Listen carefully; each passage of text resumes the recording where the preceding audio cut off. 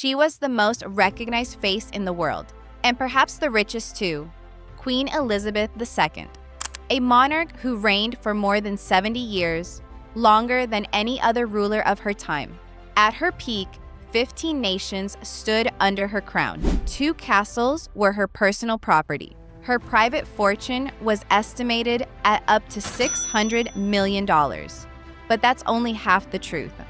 Behind the scenes, she controlled a vast and opaque network of real estate, art, land, and state-guarded treasures.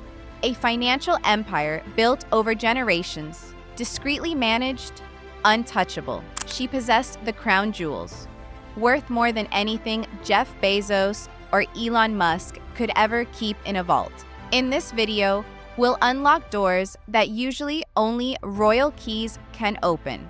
So, what exactly made up the Queen's wealth beyond the crown jewels? First, what truly belonged to her, separate from the state.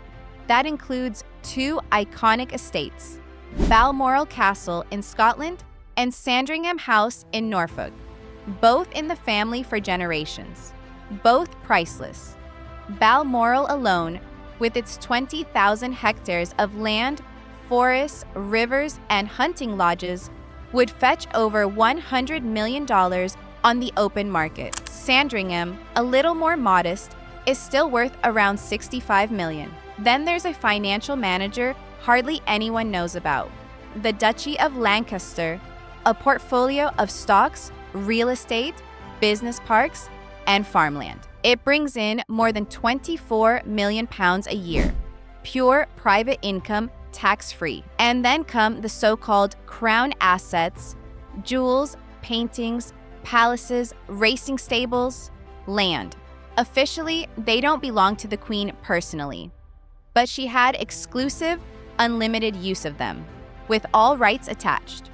For perspective, the British royal family owns more land in the UK than the Vatican has in church art. That includes prime London properties, racehorses worth millions, and an art collection featuring works by Rembrandt, Vermeer, and Leonardo da Vinci. Altogether, a royal empire valued in the billions. And yet, that still doesn't capture what Elizabeth truly wielded, because real power lies not just in owning things, but in controlling who gets to see and who must remain in the dark. Elizabeth II was not an elected politician, yet she stood at the top of a system subtler, steadier, and more influential than many democracies. The Commonwealth, 56 nations. In 15 of them, she remained head of state until her death.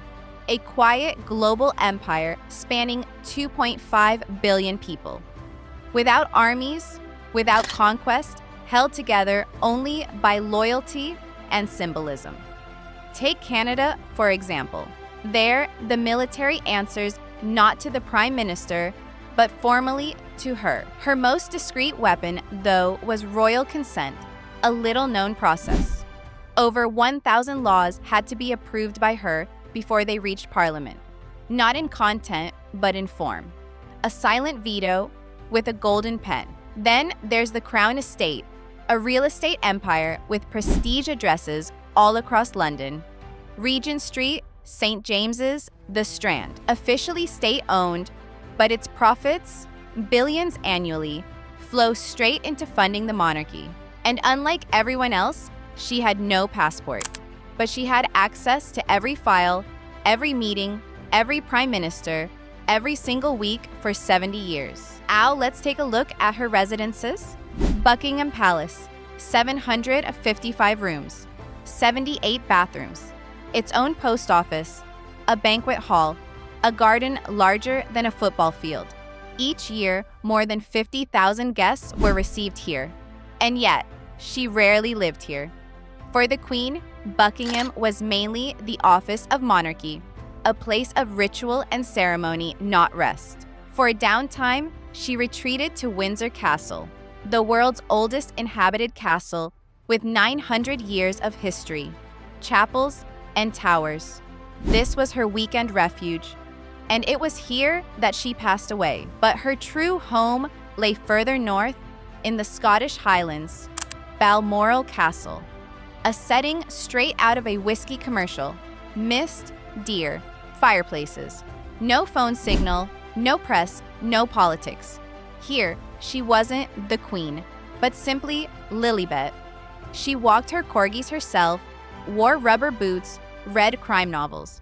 And when guests came, whether prime ministers or presidents, the first thing they got was a towel and rubber gloves to help wash up after tea. And then there was Sandringham House, her Christmas home, private and festive at once. A country manor with its own church, stables, and the legendary royal train bringing the family there each year. The Queen's daily life unfolded in spaces without comparison. Every door a work of art, every carpet hand-woven, every room part of history. Yet behind those gilded walls, her world remained hidden, governed by rules still secret today. Now, let's zoom in on her treasures.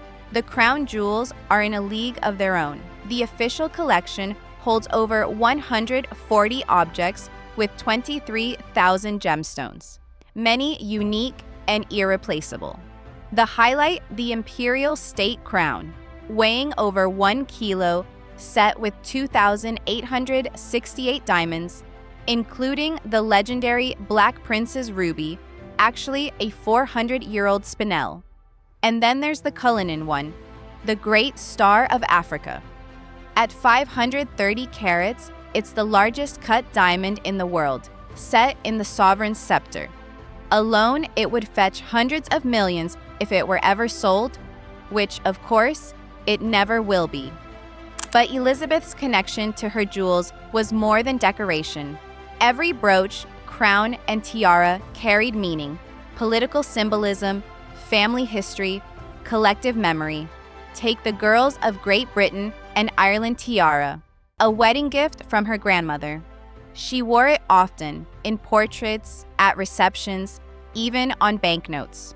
For Elizabeth, it was both public identity and private treasure. And beyond the official jewels lay her personal collection, not cataloged, not public.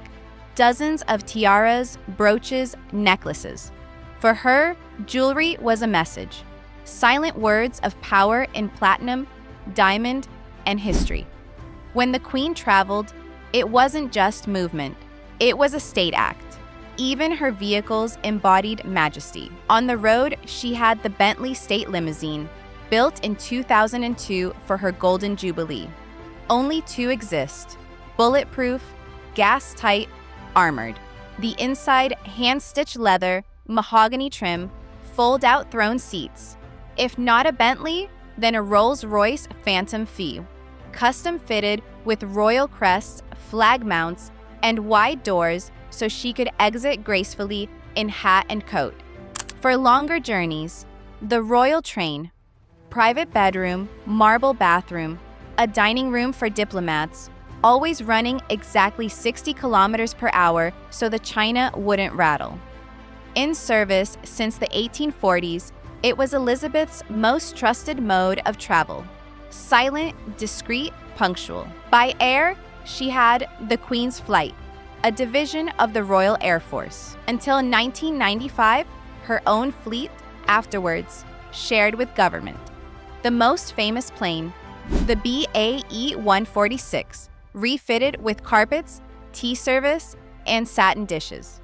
And by sea, her pride, the Royal Yacht Britannia, 126 meters long, 5 decks, room for 250 guests, and 220 crew. Launched in 1954, retired in 1997. In 44 years, it sailed on 968 official voyages. It had luxury, yes, but also an operating theater, a garage for cars, and a sunroom overlooking the ocean. Here she hosted presidents and kings, and here she grieved, spending her first days as queen after her father's death. When the Britannia was decommissioned, she is said to have shed a tear, a rare public glimpse of her emotion. Today, it rests as a museum in Edinburgh, but for her, It always symbolized a bygone era. And what about her clothes? She never wore slogan t-shirts, yet every outfit was a statement. Her fashion was communication, a language she mastered like no one else. Colors were deliberate: blue for calm, green for reconciliation. Bright tones so even the back row could see me, she once said. Everything was custom tailored by designers like Angela Kelly and Norman Hartnell, adapting each seam to her movements and protocol. No plunging necklines, no loose fabrics. When you meet prime ministers daily, your clothes shouldn't be a distraction. Accessories carried coded meaning too, over 200 Launer handbags. And if she switched her bag from left to right, staff knew, end the conversation. Gloves, not just style, but hygiene, worn for decades, long before COVID. Her most powerful accessories were her brooches. Each had a story. When meeting Donald Trump, she wore one gifted by Barack Obama. At Harry and Meghan's wedding, one that Diana had loved. Her jewelry was diplomacy, quiet, subtle, crystal clear. Her life was luxury, yes, but never gaudy, never wasteful. What stuck with you most about her life? What do you think of her? Let me know in the comments, and see you next time on Stink Rich.